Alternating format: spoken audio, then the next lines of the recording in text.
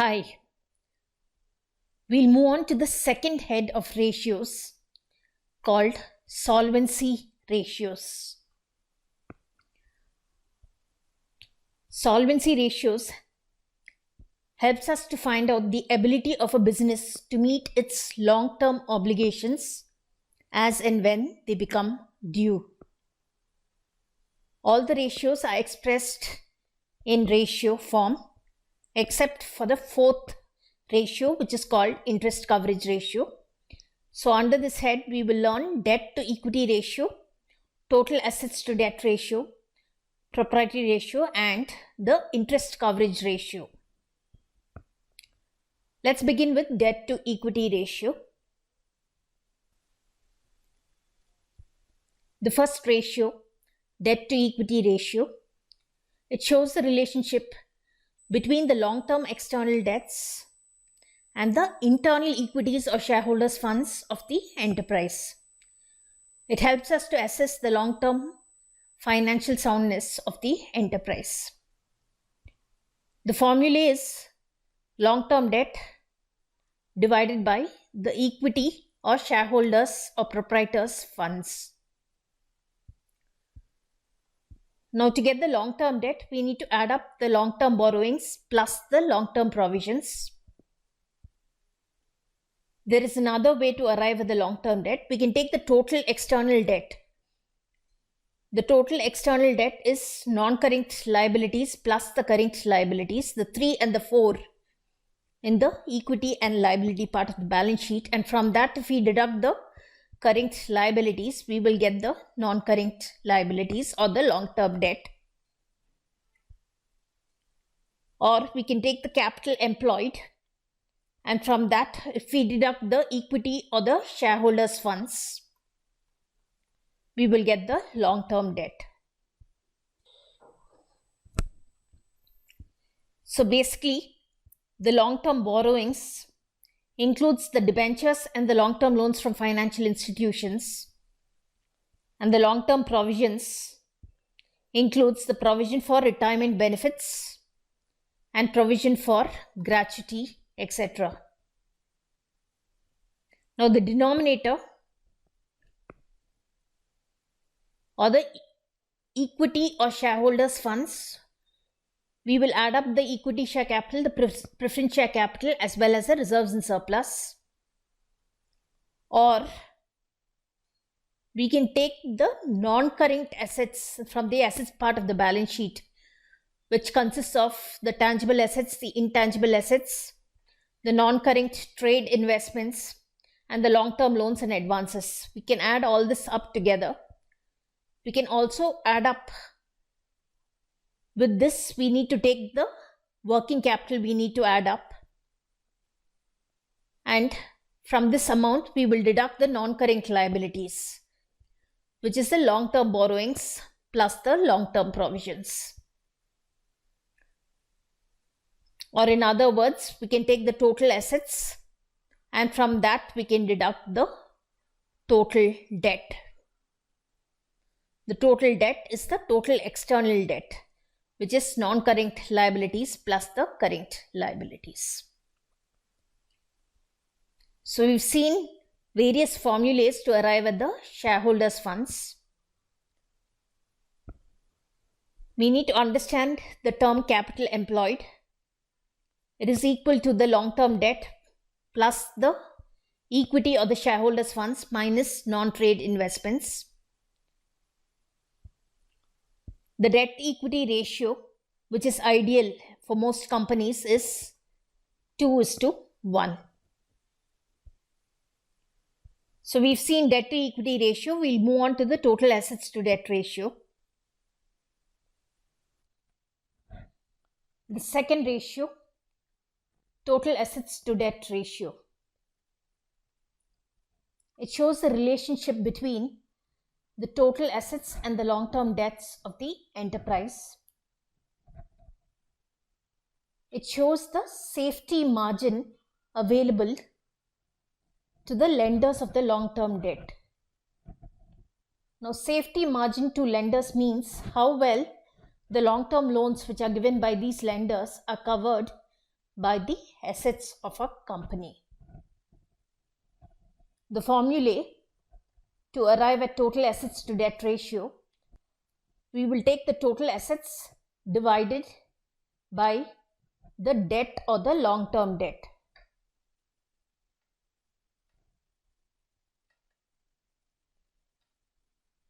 The total assets is the total of the asset side of the balance sheet. So which consists of non-current assets plus the current assets. If we recall, non-current assets includes all tangible assets, intangible assets, non-current investments, long-term loans and advances, and current assets include current investments, inventories. Please remember, we should include loose tools and stores and spares, plus the trade receivables, cash and cash equivalents, short-term loans and advances, as well as other current assets. So basically the total of the asset side of the balance sheet, consisting of the non-current assets plus the current assets, will give us the numerator. This is another way of arriving at the total assets. We will take the fixed assets plus the non-current investments plus the long-term loans and advances. All this will come under non-current assets. And to that we will add the current assets. The long-term debt, we need to take the long-term borrowings plus the long-term provisions. We can use another formula for arriving at the long-term debt. We will take the total debt, which is the total external debt, non-current liabilities plus the current liabilities, minus the current liabilities will give us the long-term debt, or in other words, the non-current liabilities. Or we can take the amount of capital employed, and from that amount, if we deduct the equity or the shareholders' funds, we will get the long-term debt. Please remember, long-term borrowings, under that long-term debt, it will include debentures and long-term loans from financial institutions. And the long-term provisions will include all long-term provisions such as provision for retirement benefits, provision for gratuity, etc. So we've seen total assets to debt ratio. We'll move on to proprietary ratio.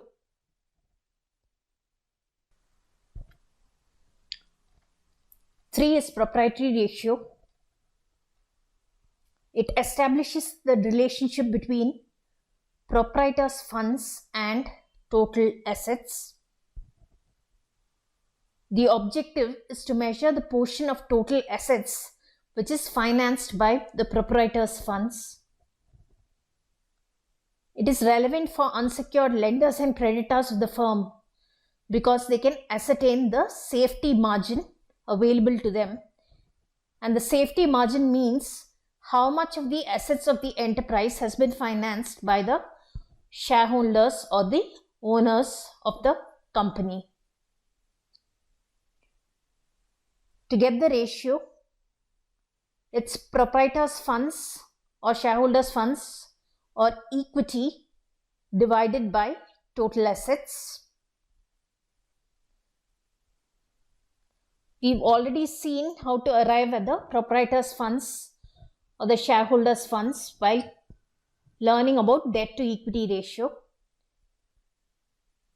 It's equity share capital plus the preference share capital plus the reserves and surplus. There is another formula also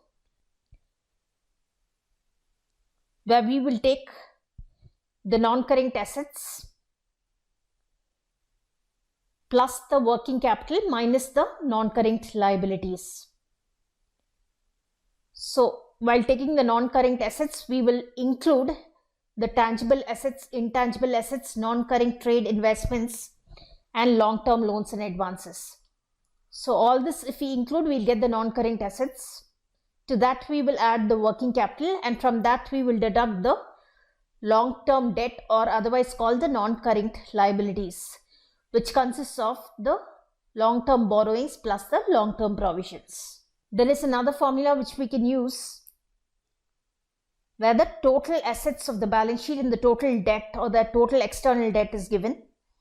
We need to take the total assets and from that deduct the total debt. The total assets, the denominator, we need to take the total of the asset side of the balance sheet. In other words, the total of non-current assets plus the current assets. Again here, the non-current assets consists of the tangible assets, intangible assets, non-current investments and the long-term loans and advances. So all this will added together give the non-current assets, and to arrive at the current assets we will add up the current investments, inventories, which include the loose tools and stores and spares, the trade receivables, the cash and cash equivalents, and the short-term loans and advances, and also other current assets. So all these added up will give the current assets, and after adding the non-current assets and the current assets we will get the total assets. If the amount of the fixed assets is given, we can arrive at the total assets by taking the fixed assets plus the non-current investments plus any long-term loans and advances plus the current assets.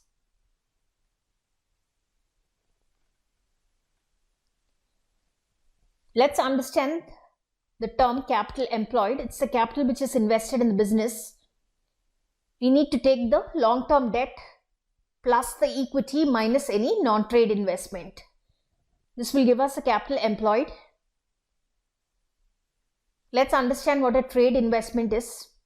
A trade investment is an investment by a company in the shares and debentures of another company, not being its subsidiary, for the purpose of promoting the trade and business of the first company.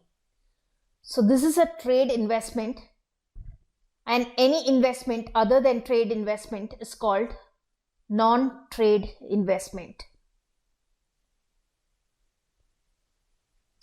So we've seen proprietary ratio also. Let's move on to the fourth ratio, which is called interest coverage ratio. Let's go to the fourth ratio, interest coverage ratio. This ratio is expressed in times. It establishes the relationship between net profit before interest and tax and the interest on long-term debt. This ratio is useful to debenture holders and lenders of long-term funds. This is because it will help them ascertain the margin of profit which is available to cover the interest which is payable to them. In this formulae, net profit before interest and tax is used because interest is a charge against the profits of the business. To get this ratio, we need to take the net profit before interest and tax divided by interest on long-term debt, and the answer which we will get is in times. How to arrive at the net profit before interest and tax if the net profit after tax is given? We will take the net profit after tax, we will add back the tax and also add back the interest on long-term debt, and then we will arrive at the net profit before interest and tax. The interest on long-term debt, it refers to the interest on the debentures as well as long-term loans from financial institutions. Now, in case the statement of P&L as per Part 2 of Schedule 3 of the Companies Act 2013 is given, then we can find the interest on long-term debt by taking the amount under the head finance cost listed under expenses.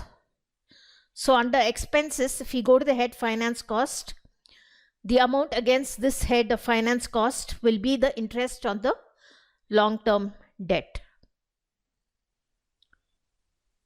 So now we've completed even the solvency ratios. In the next video, we will move on to the next head of ratios called activity or turnover ratios.